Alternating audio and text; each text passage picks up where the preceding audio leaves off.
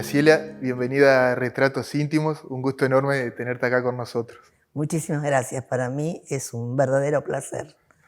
Docencia, cultura, periodismo, hay un montón de elementos en tu historia, pero antes de ir ahí me gustaría arrancar por el comienzo de todo y que nos cuentes un poco dónde naciste y también un poco sobre justamente tu historia familiar.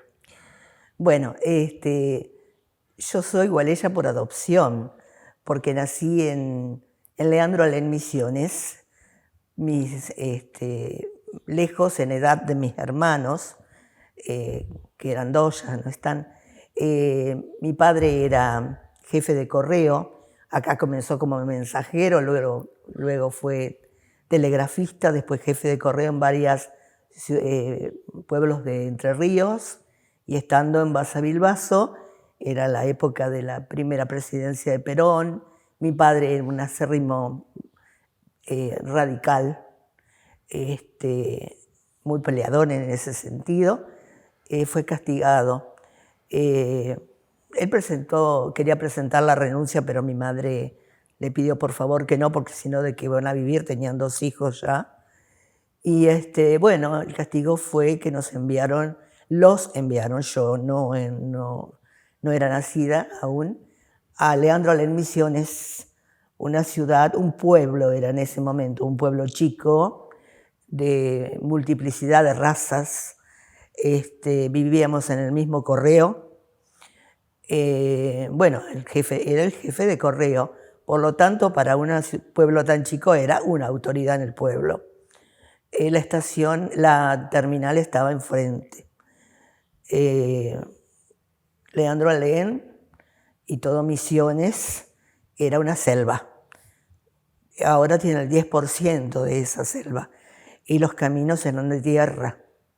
Por lo tanto, eran un jabón intransitables cuando caía agua, cuando llovía. Bueno, incluso si salíamos a la calle y nos embarrábamos, que nos quedaba como tintura, como si le hubiéramos aplicado tintura a la ropa. Bueno, pero mi papá siguió con su rebeldía, que lo llevó a problemas, digamos, se enfermó de los nervios.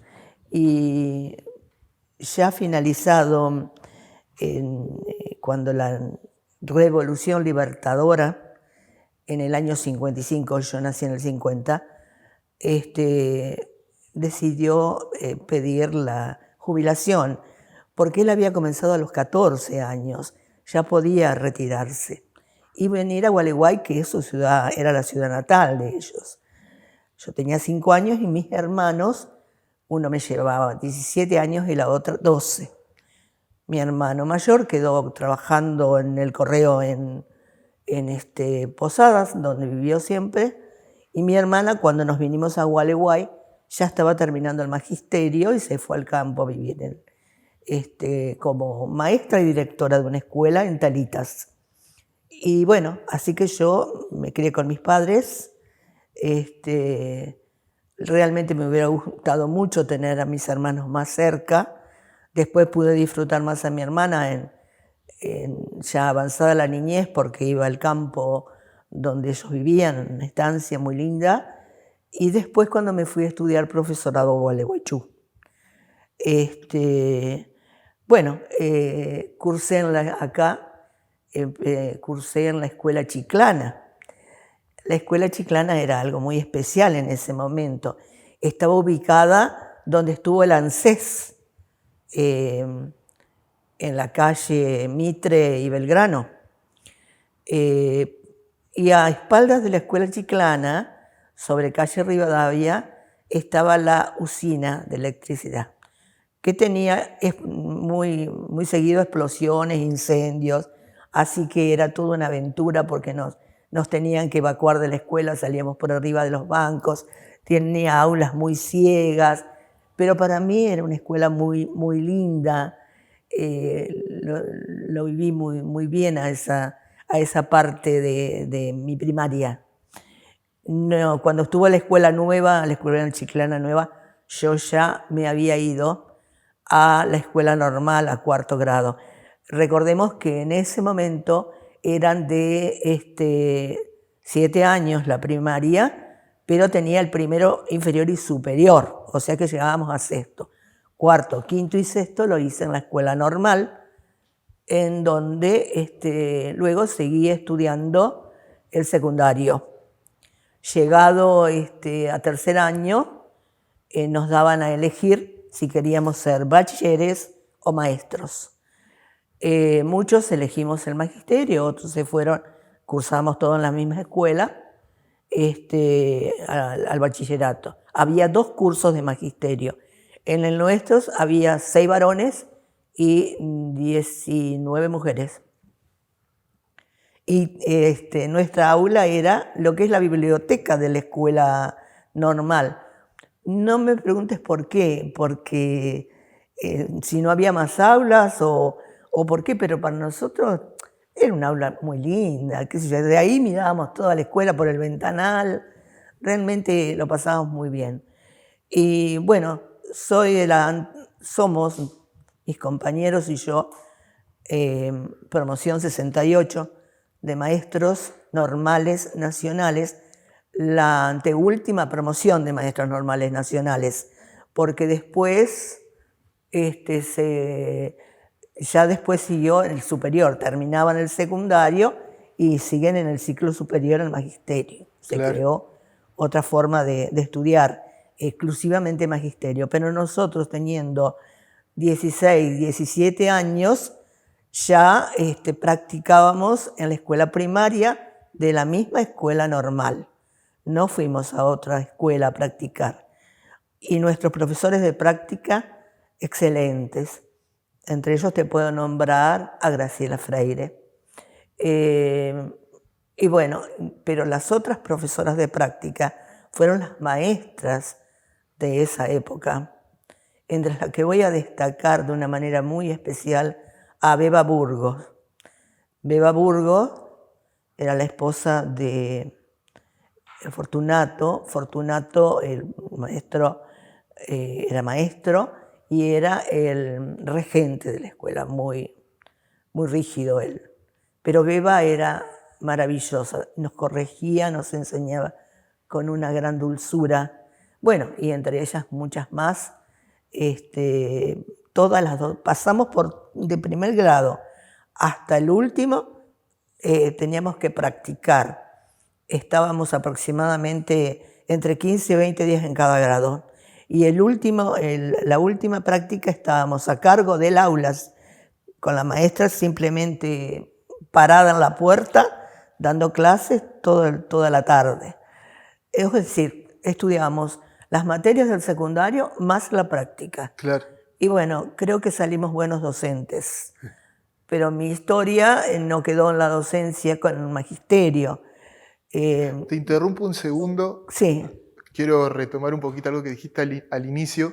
Soy un apasionado de la política y de la historia y te quiero aprovechar tu testimonio para que nos cuentes cómo era ser radical o tener ideología radical en esa época del primer peronismo.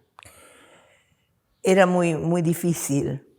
Era muy difícil porque era como que uno se sentía espiado, por decirte una palabra común, entre comillas, perseguido, porque había muchos peronistas. Y mi padre, por ejemplo, dentro del Correo, estaba muy señalado. Por eso es que te digo que su salud no terminó bien. Aparte era muy rebelde, a tal punto la rebeldía que, por ejemplo, cuando en la segunda presidencia, fue en la segunda que falleció Eva Perón, bueno, grandes actos de homenaje y bueno, en Leandro Alain le hicieron un busto y pasaron todas las autoridades con ofrendas florales. Y cuando dijeron pasa el jefe de Correo, no pasó nadie. O sea que era muy rebelde y, por supuesto, lógico, tenía la reacción de la otra parte. Y él se sentía perseguido, sí. Aparte, a ver, te cuento, para Navidad o para fin de año, en el correo se repartía la sidra y el pan dulce, que llegaba desde Buenos Aires. Y bueno, a las 3, 4 de la mañana vivíamos en el correo. Nosotros escuchábamos un murmullo en la vereda. Era la gente que salía de la selva para buscar el pan dulce y la sidra. Muchas veces a las 8 de la mañana mi papá con sus empleados distribuían eso. Muchas veces el pan dulce venía verde, estaba crudo, y por otro lado no conocían la sidra. Entonces se cruzaban a la terminal que estaba enfrente y la cambiaban por vino. Ese recuerdo del murmullo, era muy chica, lo tengo en mi mente. No me lo voy a olvidar nunca más. Y estas vivencias de vida y de tu relación con la política, ¿actualmente te hace descreer de ella o la consideras una práctica que puede mejorarla y transformar la realidad de las personas? Yo en este momento estoy muy descreída de la política porque los partidos perdieron la esencia. Ya no tenemos partidos políticos. Incluso yo no soy, no estoy en ningún partido, pero si me pedís qué inclinación tenía, radical, pero en este momento se ha diversificado mucho. Hay mucha gente que está con otros rumbos o yéndose a otros partidos o pensando algo que quizá los radicales de antes o los radicales no lo consideramos así. Por lo tanto, yo creo que en este momento es un disloque de partidos políticos. Y no creo que en este momento que no veo un buen futuro para los partidos. ¿Crees que van a desaparecer? No sé si van a desaparecer. Habría que realmente hacer una limpieza y que las cosas se pusieran en su lugar con los principios, si respetan los principios o no, qué principios hay, bueno, estamos o no de acuerdo, eso llevaría mucho tiempo de congresos, de reuniones y de todo, pero pueden llegar a resurgir, ¿no es cierto?, los partidos, pero en este momento te diría que es una ensalada. Estamos hablando de política y dado que sos una docente de enorme trayectoria, no puedo dejar de preguntarte por un concepto fundamental que es el de la educación pública. ¿Qué opinas al respecto de ella a partir de tu experiencia? Yo opino que, bueno, en lo que hace al nivel primario y secundario, yo soy hija de la educación pública, no al nivel superior, pero considero que la educación pública es la madre de la educación y tiene que continuar. La educación privada se mantiene bien, yo creo que ha perdido en cierta forma su calidad, pero es buena. Ha tenido etapas mucho mejores la educación privada, te lo digo por experiencia, pero la educación pública es la base de la educación de un pueblo y considero que es uno de los principios claves de los que se tiene que ocupar un gobierno. Y para eso tiene que suministrarle los medios. Pero hay una cosa, la educación pública politizada, acérrimamente politizada, tampoco sirve. Porque siempre vamos a tener a alguien en contra dentro de los mismos, de las mismas instituciones. Y tenemos un gobierno 4 años, otro gobierno otros 4 años, entonces siempre vamos a tener conflictos. Yo creo que no dejar aparte la política en la escuela. Es importante que se haga una formación, que haya una formación política, pero no el fanatismo.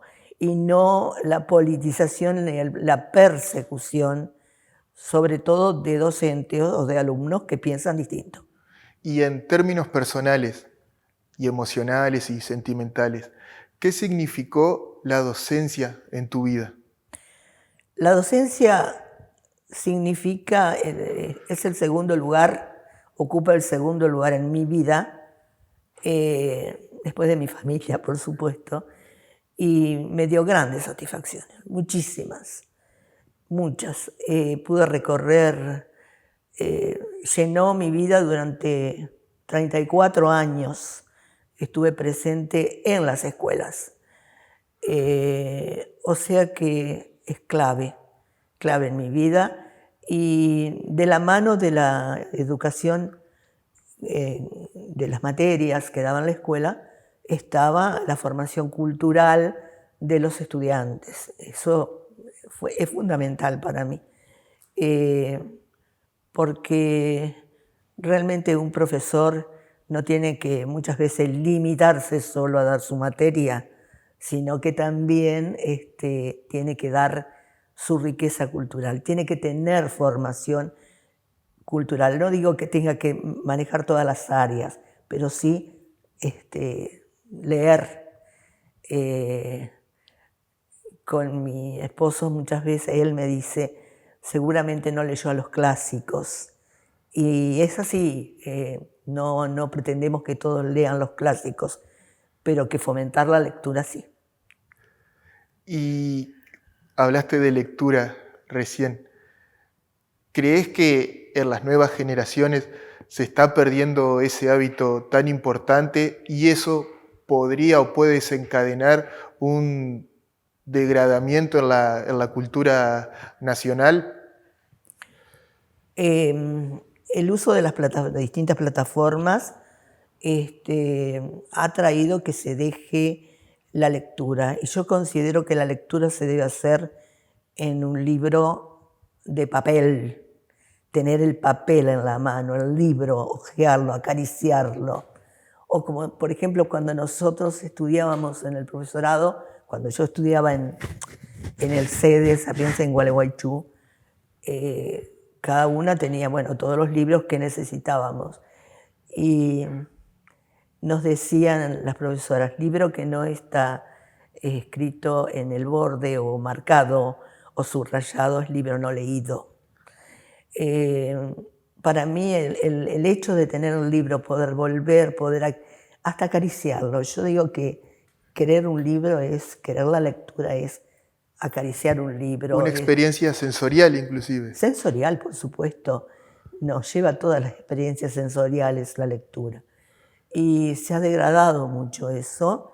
Yo creo que la falta de lectura ha llevado a la falta de ortografía, de expresión oral, de expresión escrita, de no comprender. Es terrible, pero los jóvenes es todo lo rápido, lo urgente, pero no comprenden lo que leen. Ya en la época en que yo era docente, los dejaba leyendo, por ejemplo, una página, tenían que leer, y al tercer renglón me llamaban porque ya no entendían. Pero ¿cómo que no entienden si no han leído hasta el final? Vamos a leer en silencio. Claro, no saben sacar el meollo de cada página, de cada texto. No saben sacar, no saben comprender el texto. Y la comprensión es fundamental. Se habla mucho, se hace poco. Todos los especialistas en educación y muchos de los profesores dedicados a las letras hablan de la poca expresión y de la falta de comprensión. Pero fijémonos qué estamos haciendo para fomentarla. Y por otro lado, sacar un poco de las plataformas de las manos de los chicos y darle un libro, que disfrute un libro. Es importante. En términos normativos y legislativos, Gualeguay es considerada la capital provincial de la cultura. Sí. Si yo fuese turista y te tuviera que preguntar a vos, más allá de estas cuestiones, como te digo, normativas y legislativas, ¿por qué Gualeguay es la capital provincial de la cultura? ¿Vos qué me dirías? Yo te diría que es la cuna de grandes escritores, de escritores que han ido a nivel internacional, conocidos a nivel internacional, de grandes pintores, de poetas extraordinarios, de excelente teatro, de excelentes manifestaciones musicales. Y eso, en cierta forma, no es que se ha perdido, se ha transformado. Pero la cultura está presente en Gualeguay, en distintas instituciones y más allá de las instituciones. Hay cultores que si bien no los frecuentamos mucho, pero que realmente se destacan en distintas manifestaciones. ¿Como quién, por ejemplo? Yo te diría quién, por ejemplo, quiénes ¿Quiénes? fueron. Exactamente. Carlos Mastronardi, Juan L. Ortiz, Tuqui Carboni, fundamentales. Bueno, después el doctor Roberto Veracochea, una eminencia que no fue profesor, que era abogado, pero supo ser profesor y darnos una gran cultura. Yo tuve la gran suerte de tenerlo de profesor, nada menos que de historia y de geografía en primer año. Era un placer leerlo. Lástima que teníamos que tomarle apuntes a la vez que hablaba, o sea, una velocidad extraordinaria. Y realmente no sabíamos estenografía para tomarle más rápido, pero tuvimos ese gran placer. Tuvimos grandes profesores y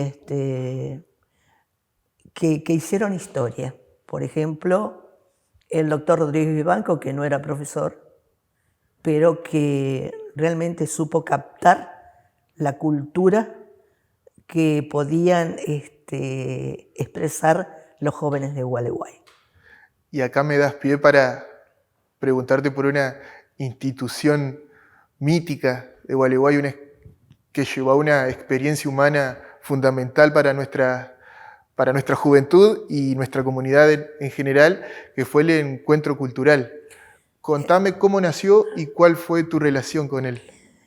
El Encuentro Cultural de la Juventud fue algo maravilloso, que se mantuvo en plenitud unos 15, 20 años. Te diría que fue decayendo de a poco. Los primeros años fueron realmente una prueba y realmente una prueba maravillosa. En el año 1973, la Escuela de Comercio, que estaba en la maravillosa sede de la calle Remedios Cala de San Martín, un inolvidable edificio para quienes pudimos trabajar ahí, se cumplieron, en el año 73 se cumplieron los 25 años de la Escuela de Comercio, de la creación. Y en esa oportunidad los jóvenes se expresaron en distintas áreas de la cultura. Eso dio pie a que el profesor Leoncho Larretegui y el doctor Rodríguez Vivanco, que daba clase ahí también en el normal, y que fue profesor mío también, tuvieran la idea de crear un movimiento cultural en Gualeguay, al que convocaron para el año siguiente, es decir, para 1974. Estamos hablando de que hace, en este mes, 50 años que nació el Encuentro Cultural de la Juventud. ¿Dónde hicimos la primera reunión? En el edificio del Banco de Italia, hoy lugar donde están los abuelos, frente al Banco Francés, porque ahí vivía Pitina Olaverri, Albertina Quintana de Olaverri, Pitina para todos, realmente un baluarte cultural de Gualeguay. Ya después te voy a decir en qué estuvo. Y entonces hicimos la reunión ahí porque la habían convocado. Había varios docentes, muchos, también gente administrativos de la escuela, se sumaron, preceptores, Y de ahí creamos el encuentro cultural en 3 o 4 aspectos nada más, en lo que era teatro, música, letras y no me acuerdo si algo de artes plásticas. Se sumaron, estaba en manos de los profesores. Quiero decir, hermano, es que los profesores estaban involucrados y eran los que llevaban a los alumnos a participar. Por supuesto que yo estaba ahí. ¿Por qué razón? Porque cuando yo me recibí de profesora, Minahualeguay, y entré al Teatro La Escena, que era un grupo de teatro que tenía la señora Pitina Olaverri, ya con mucha trayectoria, 73. Atrevidamente hice 3 obras en el escenario, eran de muy buenos autores y con destacados, ya con gente de trayectoria, como Pepe Piaggio, como Norma Cabrera. Bueno, hicimos varias obras. O sea que Pitina fue convocada a participar del encuentro y se hizo cargo de la parte teatral. Hicimos el primer año 3 o 4 obras. No elegíamos nada fácil, elegíamos a los clásicos. Jean-Paul Sartre. Es decir, no teníamos miedo de que el autor fuera de una tendencia ideológica o no. ¿Nunca tuvieron problema al tocar esos autores? Nunca tuvimos problemas. Incluso recordemos que esto fue en los años de plomo, en los 70. Claro. En el 75 me acuerdo que yo dirigí, ya había dirigido el año anterior, y en el año 75 dirigí Los fusiles de la madre Carrère de Bertolt Brecht, que hablaba justamente contra Franco, contra la dictadura de Franco. Muy dura la obra. Y muy arriesgada hacerla para la época, justamente. Claro, y hacía poquito que había fallecido Franco. Muy poquito, o sea que estaba muy revolucionado todo eso. Por supuesto que en el encuentro, las primeras etapas, los primeros años, las familias de los que participaban, que eran muchos, a veces eran cursos enteros, estaban involucradísimas. Y si nos habrán visto trasladar cosas al teatro, desde mesas a cómodas, a sillas de las familias para armar la escenografía, ¿no es cierto? Porque Pitina era en esto muy, muy exigente. Teníamos un tiempo de ensayo, pero antes de dar la obra teníamos el ensayo general. Ese ensayo general decía si la obra se daba o no. Lo mismo ocurría con el Teatro La Escena. Bueno, después se extendió a muchísimas expresiones culturales y artísticas y deportivas. Así que de tener 3, 4, 5 días el encuentro pasó a tener 2 semanas. Varios fueron los coordinadores generales y después cada grupo, cada expresión tenía su coordinador. A mí me tocó ser coordinadora general en el año 82-83. Y bueno, en el año 83 logré que se declarara de interés provincial. Me fui a la gobernación con todas mis carpetas. Teníamos carpetas que no sabemos qué se han hecho. Lamentablemente ese material, espero que alguna vez se encuentre o alguien diga yo lo tengo, porque guardábamos todo.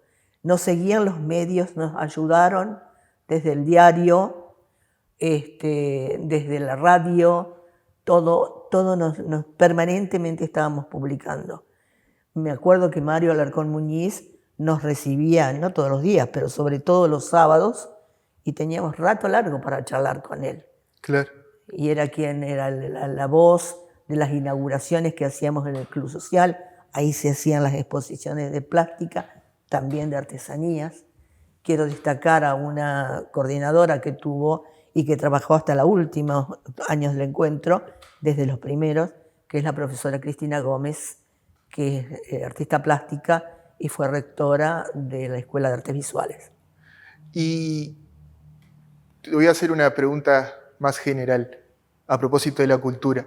En estos tiempos de optimización de recursos, de ajustes, de sacar cuentas, a ver dónde disponemos justamente los recursos nacionales, y más allá de la iniciativa privada, ¿por qué crees, si es que así lo pensás, que es importante que el Estado se involucre para promover la cultura? Yo creo que el Estado tiene que involucrarse en la expansión de la cultura, pero que, por ejemplo, en nuestra ciudad, en otros años anteriores se ha involucrado relativamente poco.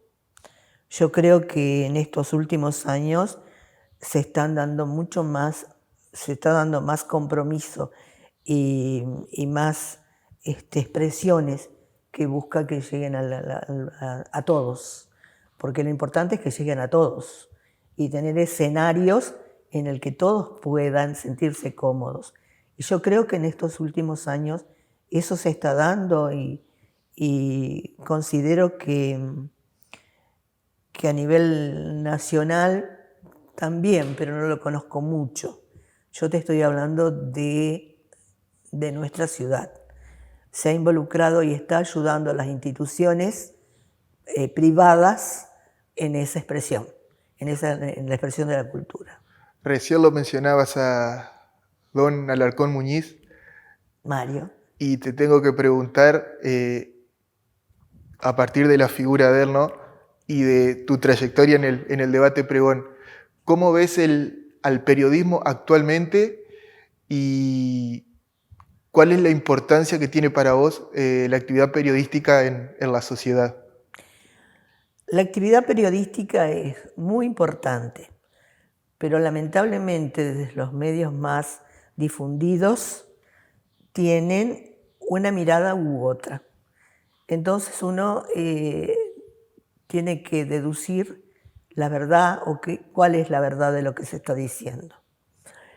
Tienen la mayoría una tendencia en este momento, no todos, pero que la tendencia la hay, sí. Es importante el juego del periodismo, el estar en el periodismo para darle difusión a todo lo que hace el pueblo en distintas manifestaciones.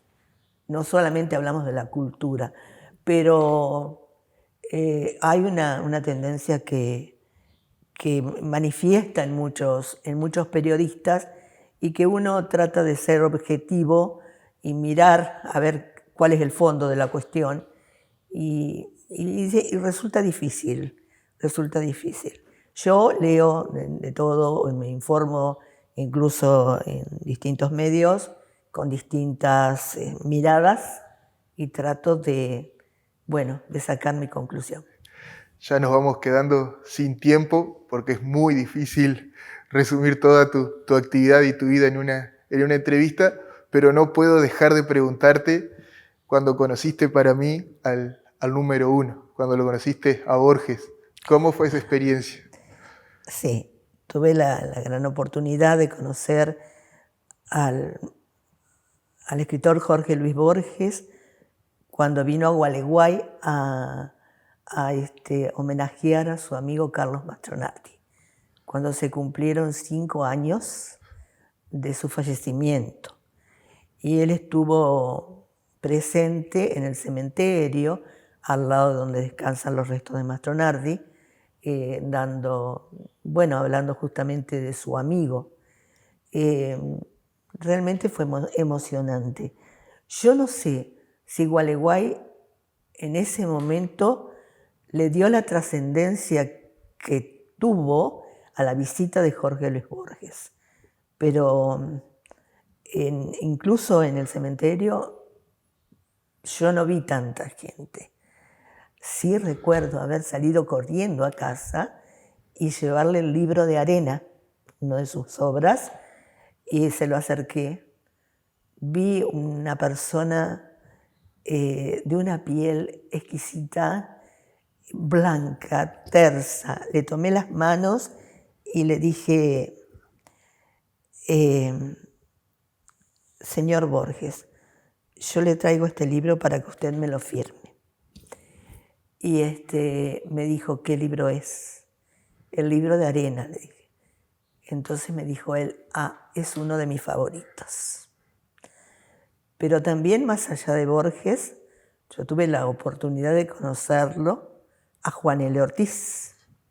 Juan L.,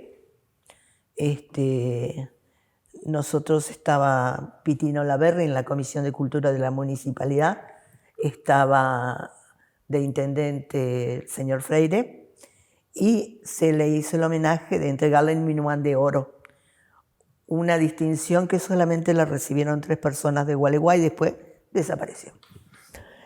Era un pequeño estatuta así de un Minuán.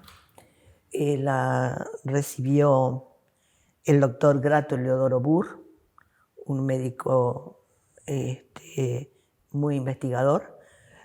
La recibió Alfredo Beirabé. Y el tercero fue Juan L. Ortiz. Claro, Pitina trajimos grandes escritores, actores, pianistas. Recuerdo que estuvo Maistegui.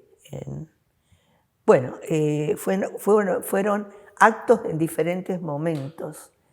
Y bueno, nosotros nos encargábamos cada uno de un artista o de alguna exponente cultural de jerarquía para acompañarlo. Me acuerdo que tuve la oportunidad de acompañarlo al pintor nada menos que Pérez Célix, a que conociera Puerto Ruiz. Bueno, el acto de entrega a Juan L. se hizo muy largo, pero muy largo. Debe haber durado unas 4 horas porque había mesa redonda, discurso, concierto, de todo. El asunto que Juan L. estaba muy viejito, esto fue 2 años antes de irse, me acuerdo su cabecita con rulos, y por ahí lo vimos que se nos durmió.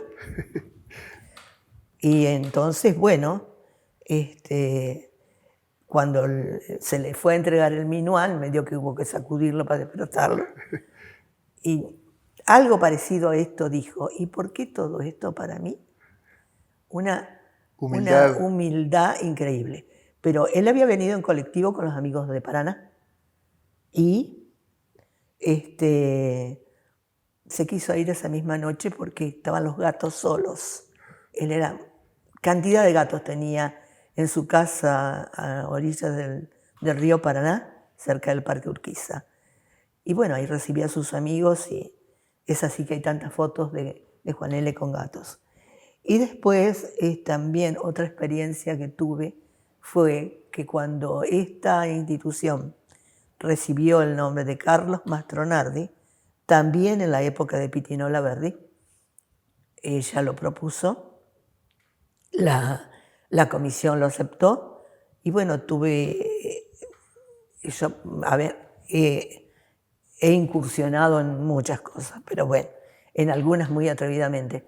Hice la locución para el descubrimiento de la placa que hay acá de Carlos Mastronardi.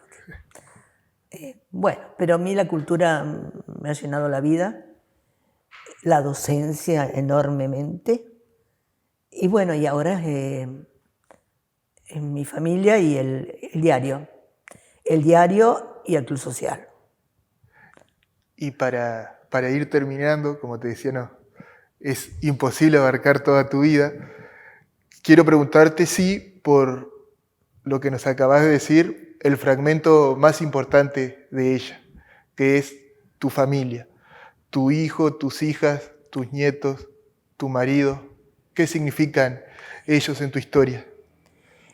El padre de mis hijos falleció muy joven y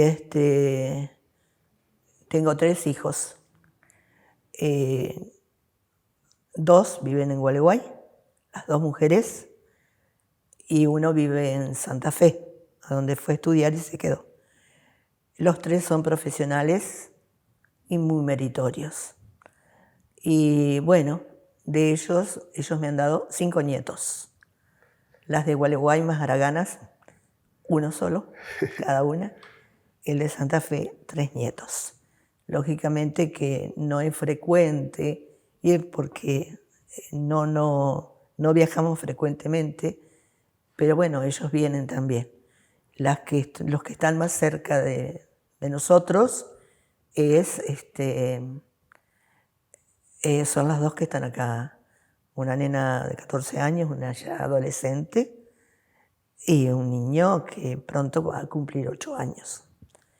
Y bueno, yo después me casé, formé pareja primero,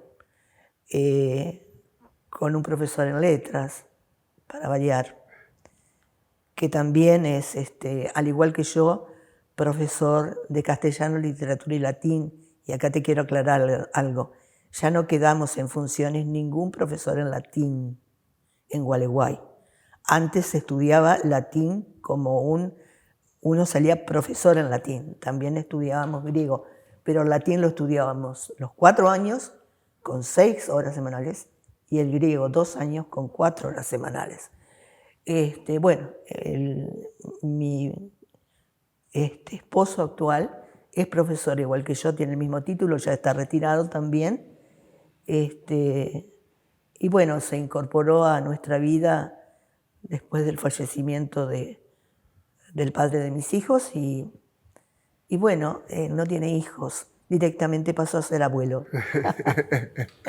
Y la verdad es que complementa enormemente mi vida y para mis hijos, sobre todo para los que están acá, es realmente un buen aporte de cariño. Bueno, Graciela, primero agradecerte por lo que haces por la cultura, por lo que haces y por lo que hiciste por la docencia, por el periodismo y finalmente agradecerte por haber estado acá con nosotros. Muchísimas gracias y realmente es un elogio muy lindo.